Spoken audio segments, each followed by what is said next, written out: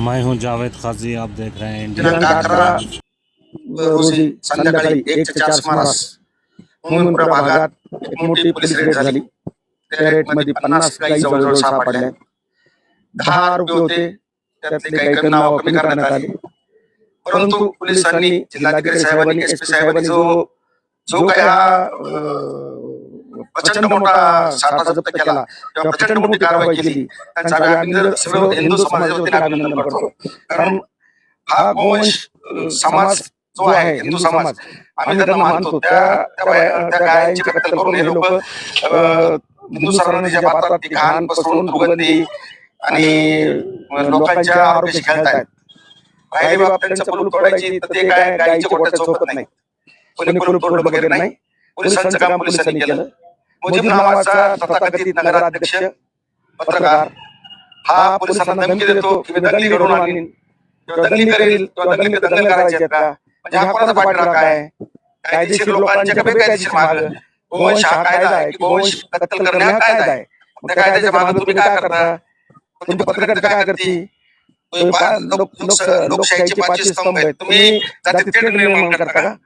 आणि मग तुमची पत्रकारिता कशासाठी आहे? पत्रकारिता रद्द करावी म्हणून आम्ही आज कलेक्टर साहेबांना सांगणार आहेत, निवेदन देणार आहोत. आणि अशा लोकांनी जाती दंगली करण्याचा प्रयत्न करू नये, नाहीतर आम्ही त्याला हिंदू सकल समाजाच्या वतीने योग्य ते धडा शिकवू. आणि अजून त्या जागेवरती आम्ही बुलडोजर फिरविण्याची मागणी करत आहोत, कारण ती बेकायदेशीर जागा आहे. तिथं कसल्याच प्रकारची परवानगी नसताना यांनी घर बांधलेले आहेत.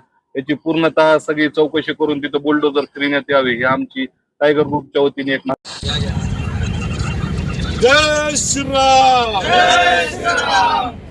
सिटीजन पेपरचा निषेध असो, निषेध असो, निषेध असो. सिटीजन पेपरचा निषेध असो, निषेध असो. तथाकथित नगराध्यक्ष आणि मुजीब यांचा निषेध असो, निषेध असो, निषेध असो.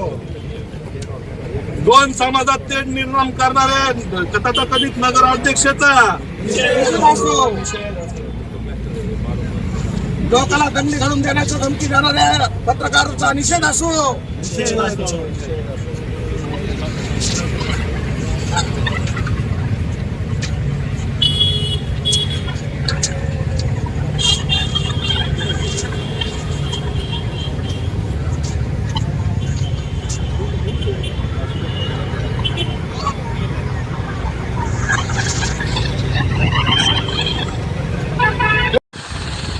संभाजी राजेंचा, छत्रपती शिवाजी महाराज की जय.